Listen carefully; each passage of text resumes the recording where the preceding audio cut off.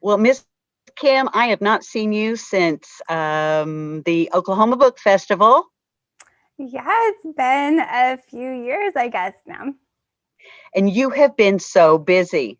Of course, yeah, you got to stay busy, but I'm sure things have been very busy in library land too. This is last time I saw you, this was brand new. So I would definitely recommend this one. And I haven't gotten to read Hello, Future Me yet, or Don't Turn Out the Lights, or Bone Hollow, but I have requested them. Yeah, lots of books out, all of these ones here. So definitely been keeping busy. You are awesome. Well, I want to welcome you and thank you for participating with the Oklahoma Department of Libraries, Oklahoma Book Festival. Actually, it was the Oklahoma Book Awards for 2021, right? Absolutely. Yes, that's right. Thanks so much for having me. Well, so happy that you won in your category, which was, Well, they call it young adult, but it's kind of, I think they mix the young adult and middle grade together because The Secret Life of Sam is a middle grade novel. that's true. I really enjoyed it. There were some parts in it that rattled me. So you're awesome. If anybody's tuning in on YouTube, let me turn a little bit and give them just a bite-sized bit about your background. I looked on Goodreads and they gave a nice description for you. They said Kim Ventrella loves infusing everyday settings with a touch of magic. Her works explore difficult topics. I can attest to that. With big doses of humor. Yes, that's true. Whimsy and hope. Her most recent middle grade novel, The Secret Life of Sam, was named one of Kirkus Review's best books of 2020. Congratulations. Bone Hollow was chosen as a best book for kids for 2019 by New York Public Library. And Skeleton Tree was nominated for the 2019 Carnegie Medal in the UK. Also, Turn Out the Light. She is a contributor to the middle grade horror anthology Don't Turn Out the Lights.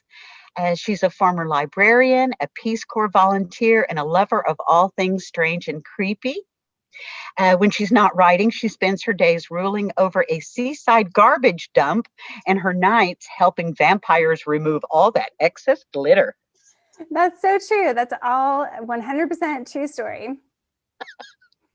Oh, that's awesome. I thought that was a really great description because I know that you have a nice variety of life experiences and how wonderful that you're writing for those middle graders. Yeah, it's interesting. I mean, I've done a lot of different things, but for a lot of years, I did want to become an author. It can be a long transition period, to like wanting to do something in the arts and then getting to that stage where you can actually make a living with your art. So I did a lot of things in the meantime. And one of the main ones was working in libraries, which of course was great because you're surrounded by books and stories, although you do not get to read all day, which is people's perception. You never Yeah. get to read when you're working, but you do get to see in public libraries where I worked, what people love to read, and you get to talk to people about stories and recommend books all the time. So all of that is really useful if you're interested in writing. Indeed. So let's see. I've got oodles and oodles of questions here. Let's see where to start. Do you have a place that you would like to start as far as our discussion? You could talk about how you got started or when you decided to be a writer, or you could talk about Secret Life of Sam first. What would you like to do? Oh, whatever you would prefer. I mean, so The Secret Life of Sam is my fourth published novel for middle graders. So it was definitely many books that I had written prior to even being published with my first book that you mentioned, Skeleton Tree. And those were all just kind of teaching myself how to write. So that's a whole journey.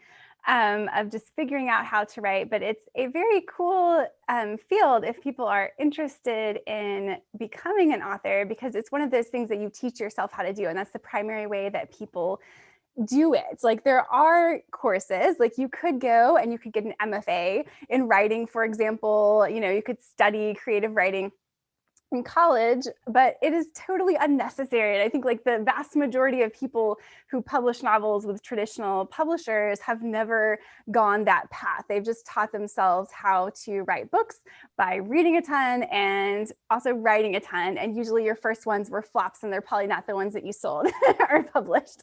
But it makes it pretty cool because it really is open to anyone. So I think that process, when people kind of hear more about that process, it can be inspiring for people who maybe thought like, oh, well, I couldn't really do this because I had to go a certain path. But there's no certain path. There's no certain age that you have to be to start writing. Like people sell their first book when they're 12, or they sell their first book when they're 95, you know what I mean? Like it doesn't, or anywhere in between. So I just think it is a really cool job, and the path into it is different for everybody, but it's also open to everybody. And that's the cool part about it.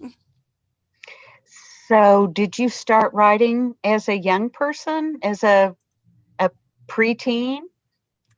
I did, but I didn't necessarily think that I wanted to be a writer back then. But I remember in second grade, we had some kind of writing contest at my school.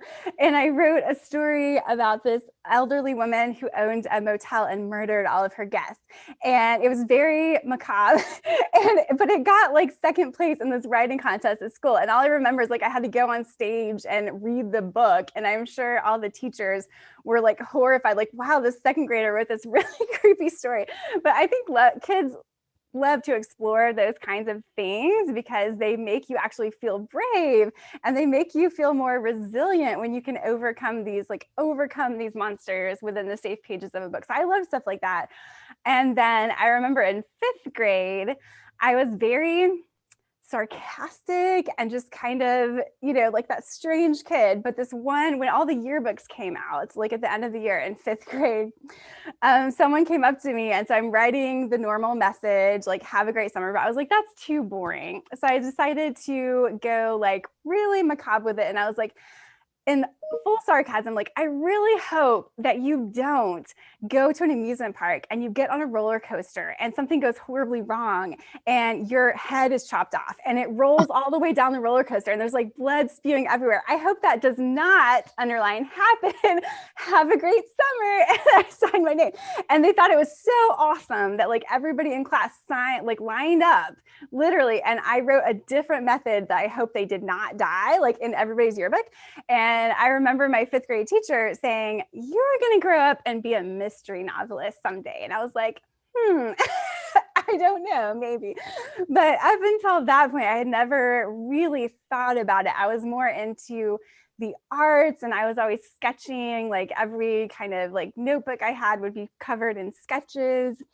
But I ended up going away from all of that after high school, though, because I was thinking this is not a practical career choice, which is what you're always told. Like you're always told the arts are not a practical career choice. And looking back, I wish I would have known that if you are really serious about something and you treat it kind of like a business, then you can make a living in the arts. You just have to be really dedicated and like savvy about it. But I did not realize that. And so I went in a lot of different directions before I ended up circling back around to writing, basically when I graduated from undergrad with a degree in French, but I didn't really want to do anything. Like I didn't really want to teach French, although I was in the master's program briefly at OU for French. I ended up switching to library and information studies when I knew that I didn't want to like pursue that. And that was when I started to get interested in trying to write novels as well, although it would take a number of years before I got really serious about that also, because I just didn't think I was going to succeed or make money at that. So yeah, it's a long process. And at this point, I don't even remember what your original question was, but we got all the way.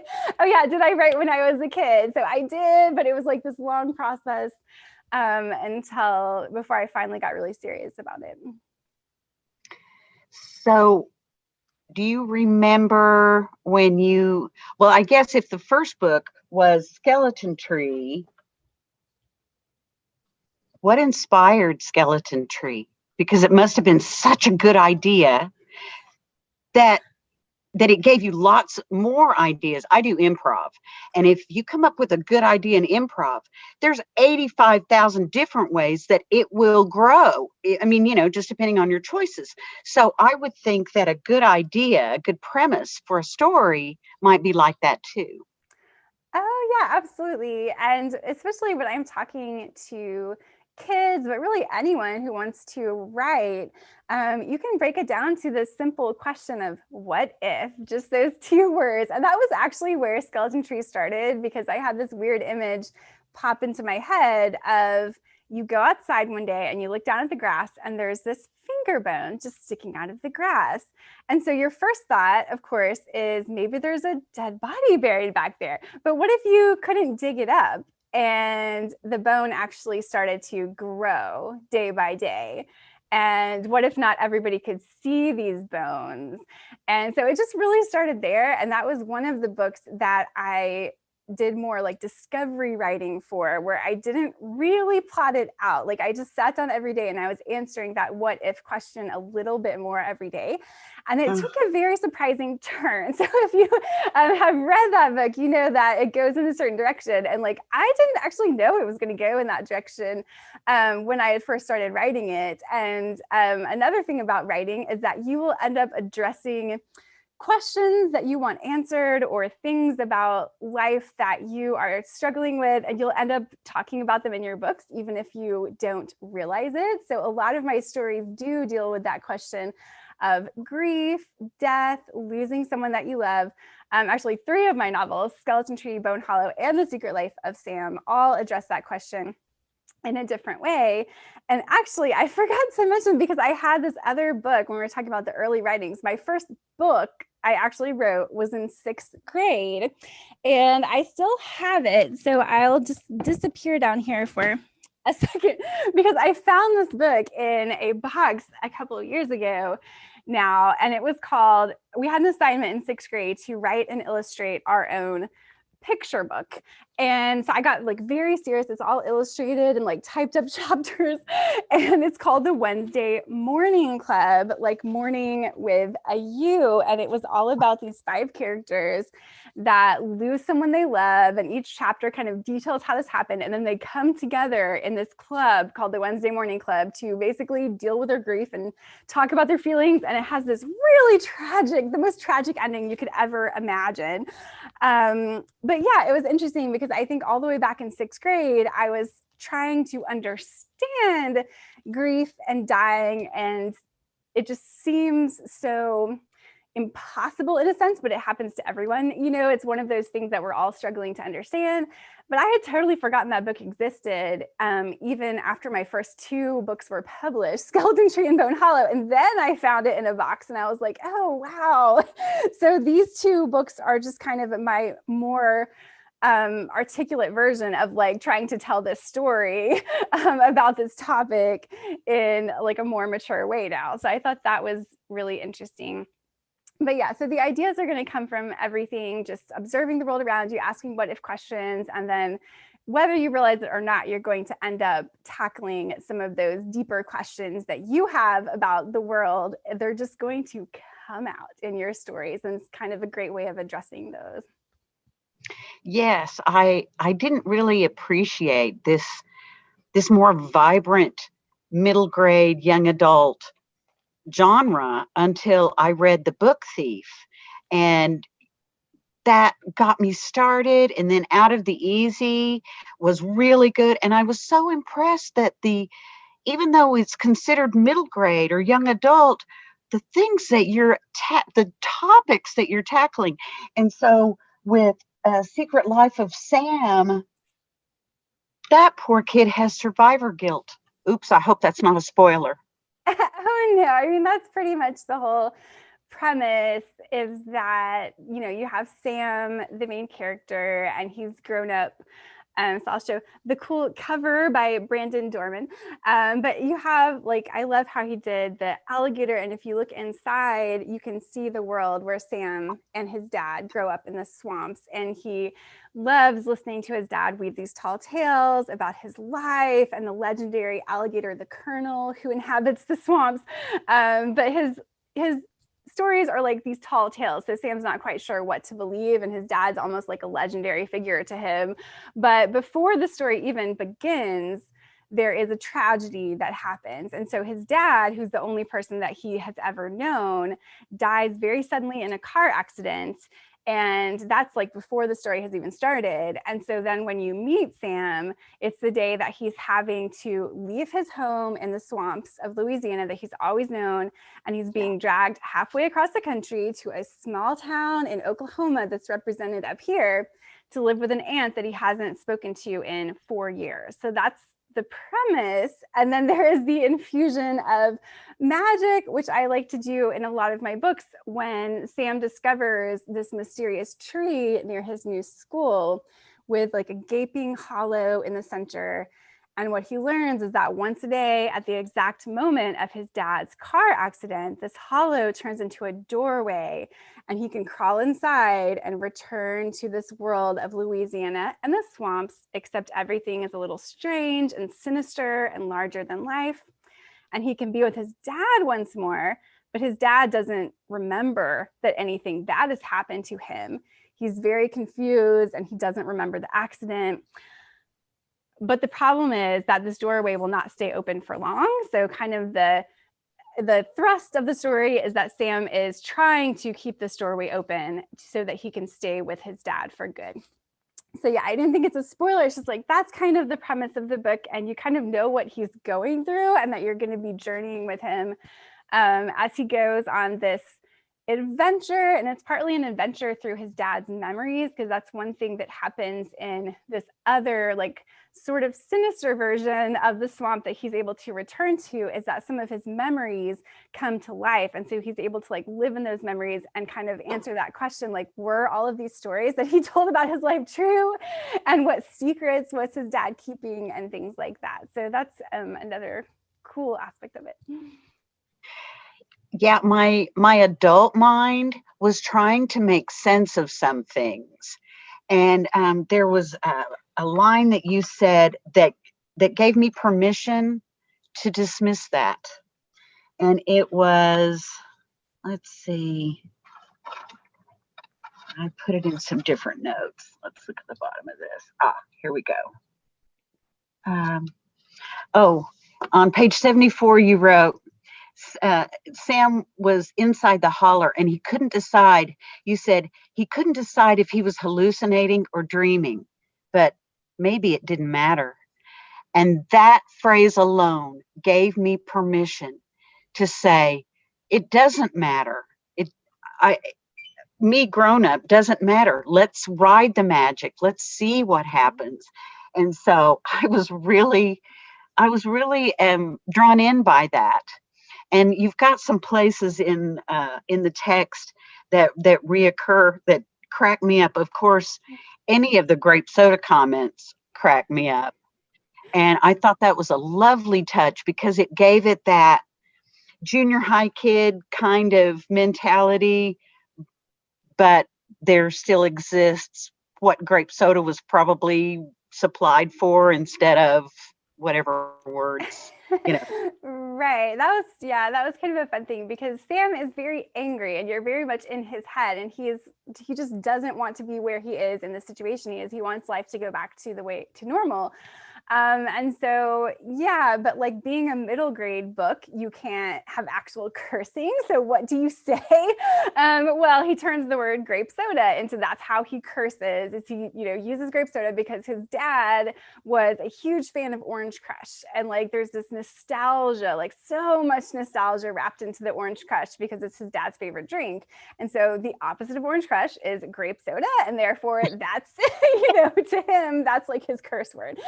So yeah, it was really fun to play around with that, and it tells you a little bit more about him and just the importance that he attached to those memories of his dad, and like when they would sit out on the dock and drink the orange crush, and he would listen to his dad's stories and things like that. Yeah, I thought that was a really, really nice touch. There were several things that I had to stop myself and go, oh, wait, that's a kid thing, or oh, that's a boy thing. On page 117, you talk about they're in the lab dissecting the owl, and I learned about owl pellets, which I was not familiar with. Oh, you didn't do owl pellets? See, I remember dissecting owl pellets when I was a kid. That was a thing. I think that's a thing that people do. You pull it apart and you find the little bones, and then you're supposed to see what you can like reconstruct. So when I was in chemistry or biology, I'm old fashioned, we did frogs. So this was we didn't. Well, actually, I didn't take biology in high school because I took like multiple chemistries, but this was like in elementary school, I want to say. It may have been part of like the gifted and talented program. I don't remember, but at some point, and I think it's something that kids regularly do though, because I've read about it in other kind of like current middle grades. So I don't know if there are kids out there, they'll have to tell me if they still dissect owl pellets or not. That's right. You guys put it in the chat if you have dealt with owl pellets. So there was that grape soda, and since we're inside Sam's head, you give a lot of good description about, he feels sweaty when things happen. He feels his heartbeat speed up. There were just a lot of things I felt that really connected us, the reader, to Sam. Thanks. Yeah, I mean, that's one thing that's pretty typical of middle grade or YA. I mean, there's a big difference between like middle grade and YA, and they tend to do it in different ways. But either way, there tends to be a really close connection between the reader and the main character. And something I like to do is to still use third person, especially with my middle grade, but give it the feel of first person. So you're hearing a lot of like free indirect speech, like a lot of his actual thoughts, but they're coming to you in third person. But it's like you're so close in his head that you don't even notice. But that gives you an added ability that you wouldn't have in first person, which is that if you want to, you can also move this lens that is so close in his head, you can move it back on occasion. And so you can pan out a little bit further. And so you kind of have this added power as an author that you wouldn't have in first person. But yeah, it kind of just depends on the book. Like there are great cases for when you want to use any kind of like first or third. But for this one, it was nice to have that combination of we could be really close in his head, but sometimes you could step back and use some more like authorial language at the same time. And third person allows you to do that. Yeah, I thought that those were great touches, and it kept me as a reader really involved. Okay. The note I took was, is it my imagination, or does the plot seem to speed up every time Sam goes into the into the hollow tree?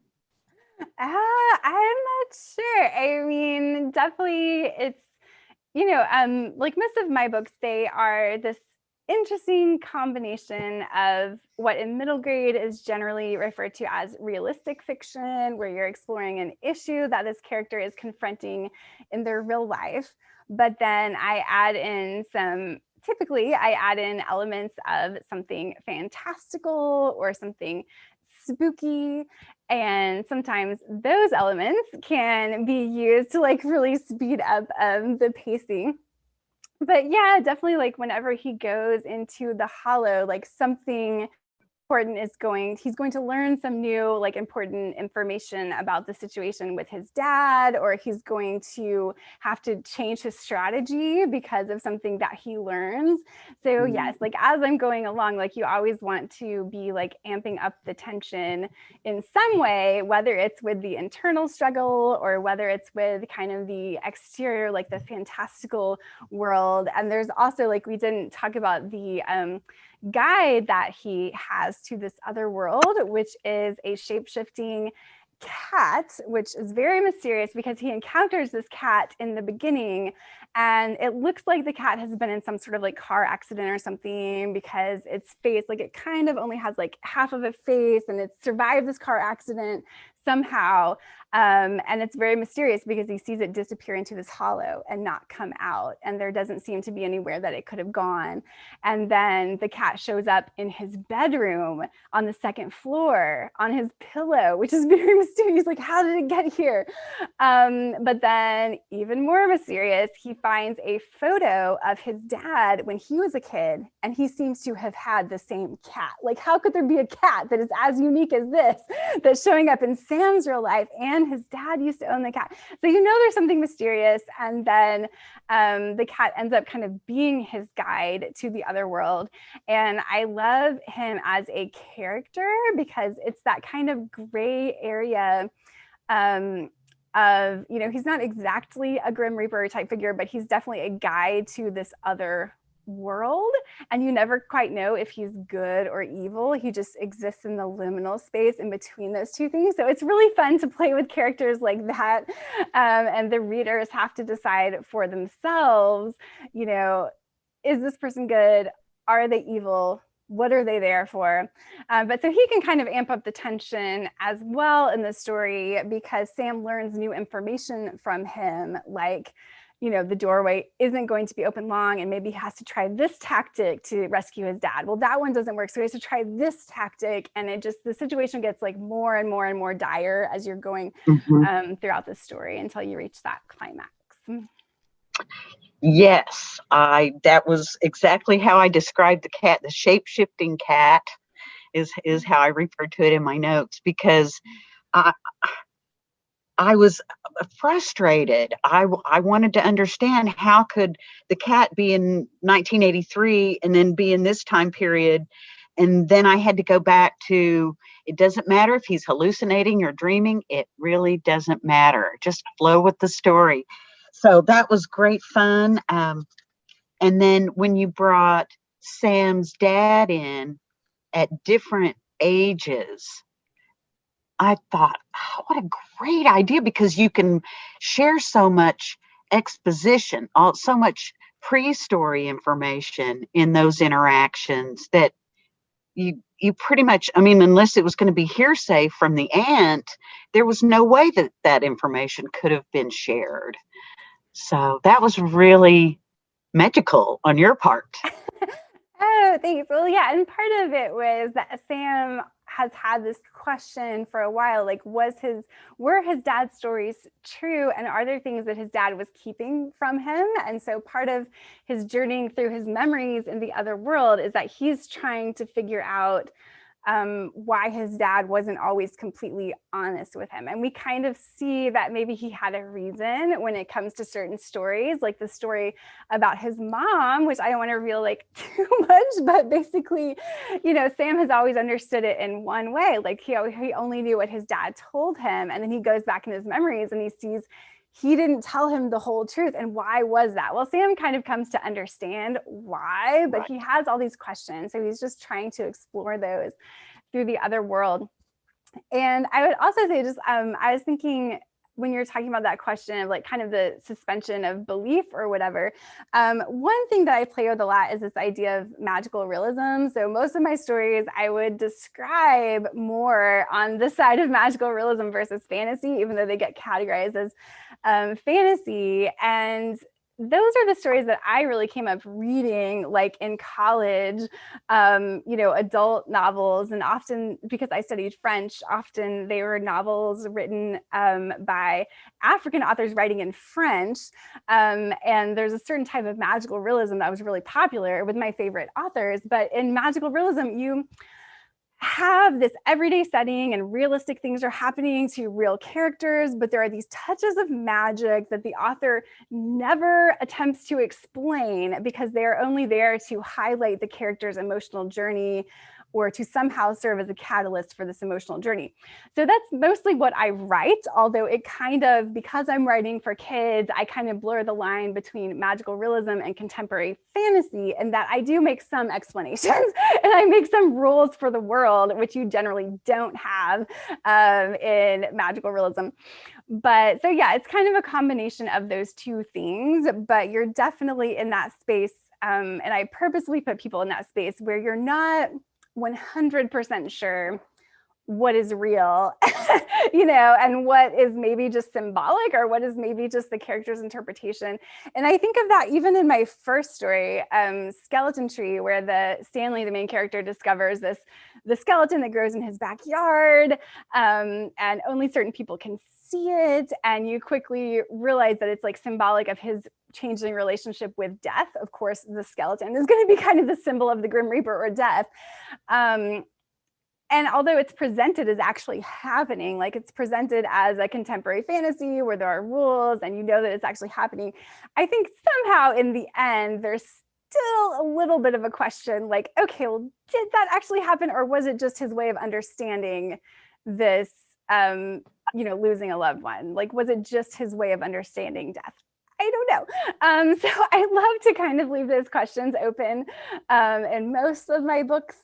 Although I will say, like, Hello Future Me is much more strictly contemporary fantasy, where it's like, there's fantasy, there are rules for this world and things like that. But yeah, magical realism is a very cool thing to play with. And I think it's done a lot in middle grade, especially in those books that kind of deal with deeper issues, but they have touches of magic. A lot of those tend to be more on the magical realism side.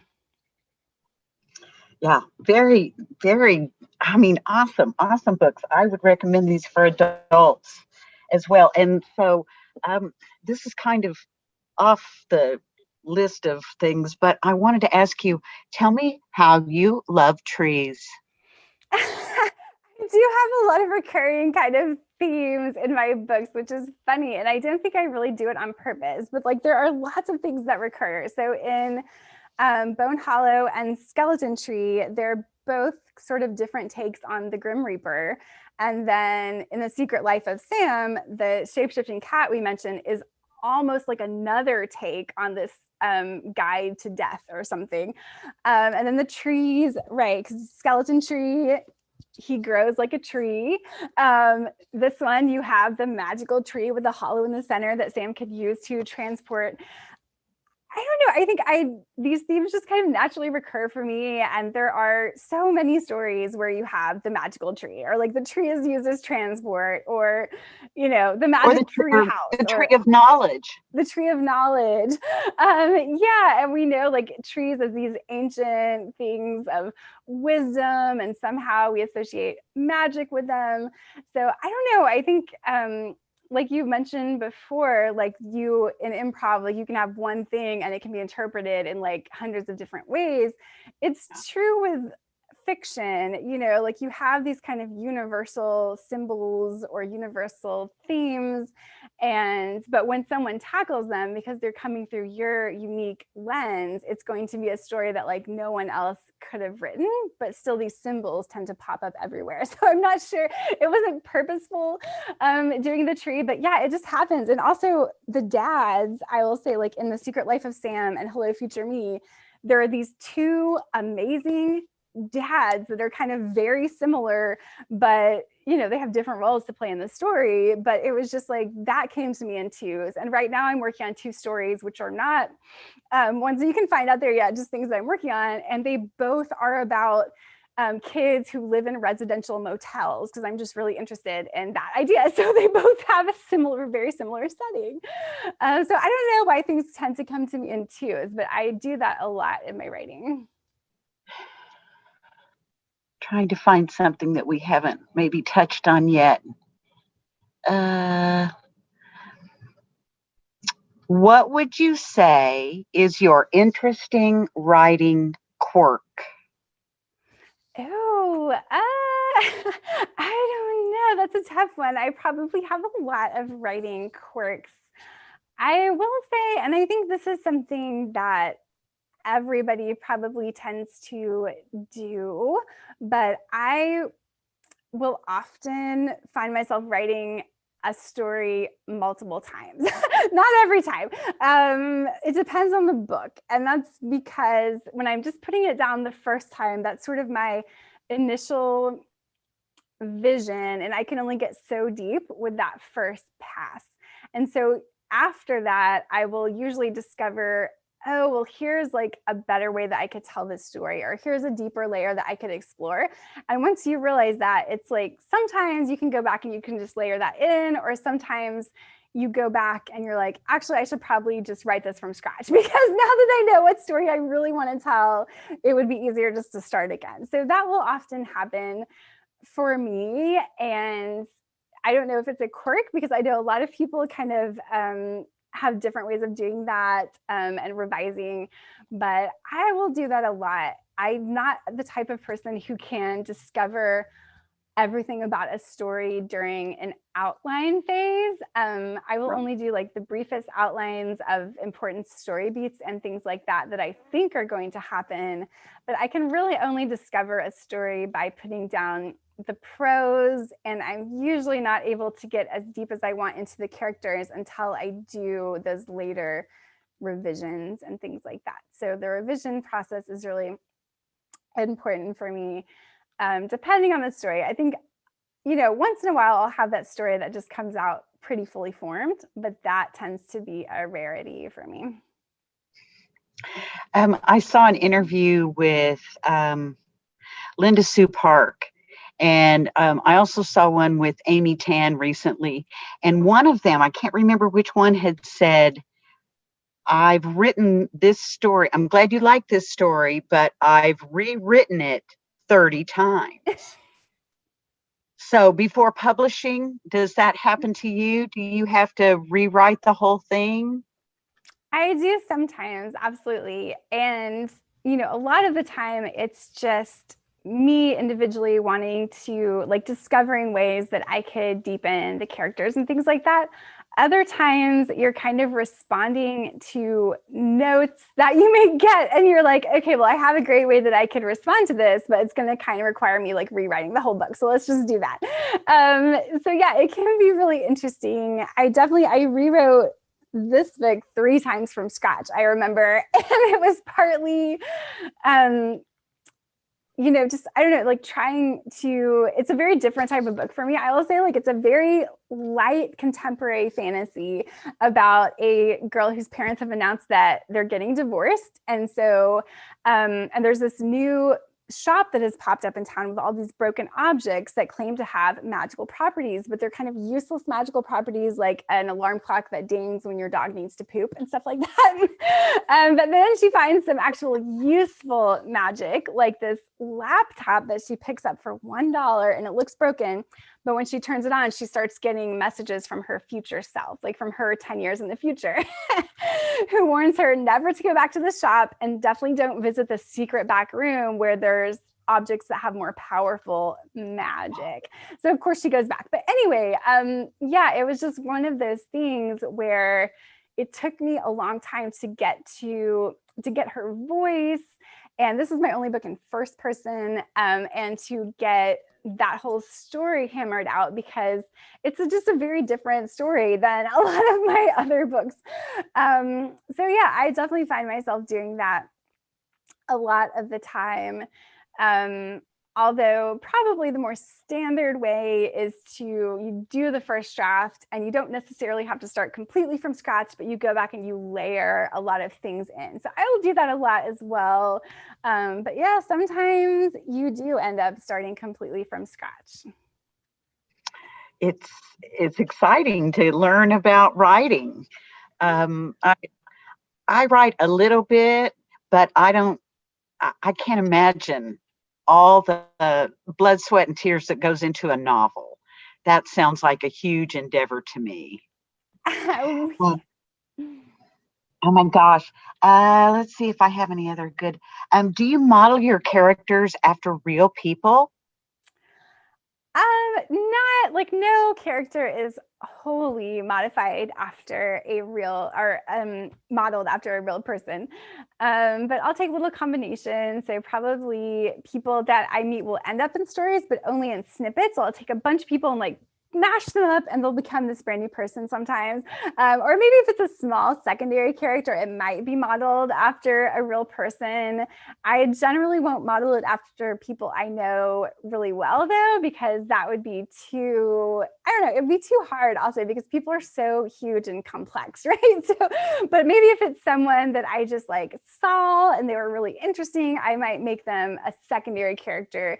And since I don't know a lot about them, it's basically all my imagination. They're like a completely new person, but there's just maybe one aspect of them that was really cool. So I'll include that in the book. So yeah, a little bit. And then I think as the author, like I know for me, like I end up being in certain ways pretty similar to a lot of my main characters. I mean, they might be really different from me in a lot of the aspects, but like I think there's always a part of me that identifies with them at least, or that is somewhat similar to the main characters in my books. Yeah, I had such a distinct image of Sam that I thought he's got to be modeled after someone that she already knows, but more me. not I think like necessarily. more, yeah, more. It's just, it's a lot of like, how would you react, like putting yourself in that situation and thinking like, how would you react? And no, like not any specific person, but just having, I guess, that vivid imagination and that ability to empathize, and also being a daydreamer, because I was always a daydreamer, so I was always coming up with really elaborate stories in my head anyway about like other people. And so it took a while to be able to translate those into a story form that people would actually enjoy reading. But I think that's helpful. Like if you are a daydreamer, then you might as well try to write that down in stories. I think it's a wonderful attribute. Never change. Um, okay. I This is for me personally. I'm sure that other people would have other questions. I started listening to the audiobook for The Making of Young Frankenstein 2 days ago. And then when I finished this book, and that just happened to be what they watched, the two of them, Yeah. Sam and Edie, that creates kind of a common ground for them. And it just popped into my mind. I wonder why you chose Young Frankenstein. I really don't know. Although I think I also talk about like I don't know. I'd see, and these are the details that I'm like, it's been a couple of years since I read this. I'm like, I didn't remember. But no, in Hello Future Me, the Twilight Zone is a big deal. And she's always watching that with her dad. And that is because I love the Twilight Zone. I also remember really liking Young Frankenstein, although I haven't seen it in like a long time. But I think I just love, because Edie's like this inventor type person. So I think that's what put that in my head. I was like, she's kind of this cool kid who's like coming up with all of these strange contraptions. And so that makes me think of another type of scientist who's coming up with some pretty strange ideas. Nice. I like the way that kind of parallels, and I didn't make all those connections. So that's awesome. Way to go. Okay. I don't know. I think we're getting down to the end of our time. Could you give a couple of pointers for new writers, people who are just getting started? Absolutely. Yeah, I would say to start out, once you decide what you're interested in writing, then read as much as you can in that area. So if you're interested in writing middle grade, for example, which is what I write, it's very different from young adult. And I think a lot of people don't understand exactly what middle grade is or what the difference is. So if you want to write it, like definitely make sure that you read a ton of current like titles that have come out in the past couple of years in that area.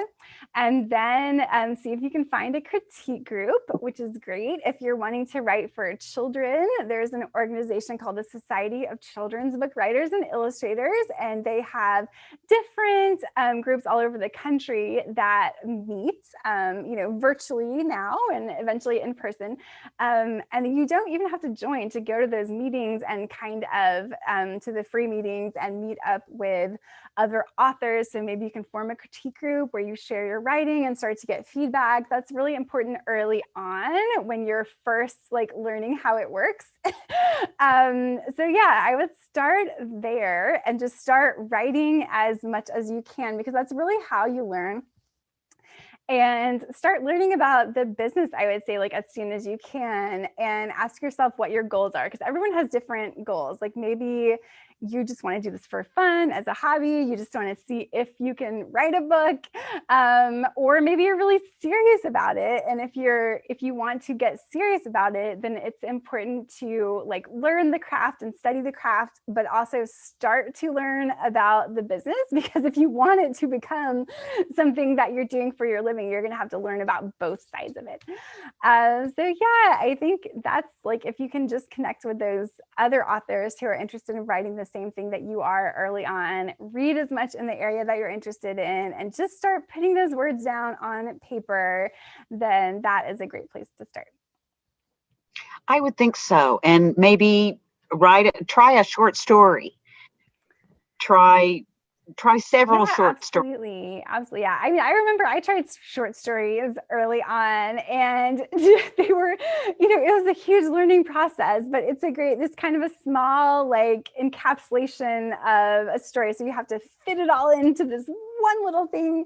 And it's an art in and of itself. But yeah, it's definitely a great way to learn, especially if it seems really daunting to like do a novel. But also I would say like a novel probably isn't as daunting as you think it is. Like the first one is going to feel like it's impossibly long, but after that, it's not going to be so much the length that is going to be daunting. It's going to be all of the other questions, like how do you make it something that is impactful and enjoyable to read and all of that. So do you, at one time you used to be here in Oklahoma. Are you still centered in Oklahoma, or do you live outside the state? Yep, I still live in Oklahoma. I have lived in some other places. Like I mentioned, I went to college, or I don't know if I mentioned, but I went to college in New Orleans. So hence Louisiana for The Secret Life of Sam. And you mentioned I was a Peace Corps volunteer for a couple of years in Kyrgyzstan.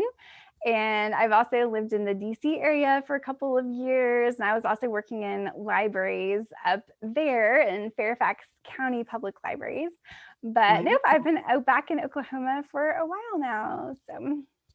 Well, we're always glad to have you and proud to claim you. Oh, well, thanks so much. I'm glad to be here. Thank you again, Ms. Kim. And I appreciate it. It's exciting to get to talk to people that love to write and that have new stuff out. So keep up the good work and make it as far out as you can so that we'll have lots and lots to talk about. Oh, thanks so much for having me. This has been amazing, and love ODL and the Oklahoma Book Award and everything that you all are doing up there. So it's been a pleasure. Thank you.